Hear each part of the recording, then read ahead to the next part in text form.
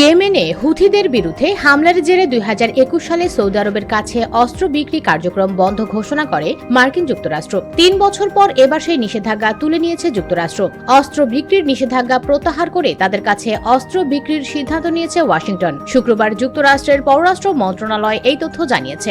Saudi আরবে অস্ত্র বিক্রির সিদ্ধান্তের ব্যাপারে যুক্তরাষ্ট্রের পররাষ্ট্র মন্ত্রণালয়ের এক কর্মকর্তা বলেন, আকাশ থেকে ভূমিতে হামলা চালানোর মতো কিছু গোলাবারুদ সৌদিতে বিক্রি সংক্রান্ত নিষেধাজ্ঞা প্রত্যাহার করা হচ্ছে। প্রচলিত অস্ত্র হস্তান্তর নীতির আলোকে ধাপে ধাপে এসব গোলাবারুদ সৌদির কাছে হস্তান্তর করা হবে। যুক্তরাষ্ট্রের এমন সিদ্ধান্তের পর ধারণা করা হচ্ছে আগামী সপ্তাহ থেকেই সৌদিতে অস্ত্র পাঠানো শুরু করতে পারে যুক্তরাষ্ট্র, যেই লক্ষ্যে দাপ্তরিক কার্যক্রম শুরু করে দিয়েছে যুক্তরাষ্ট্র।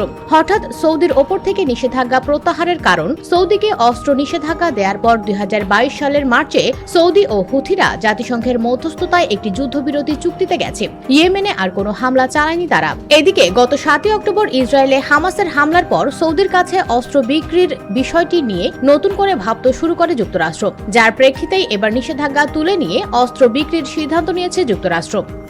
US Bengal desk.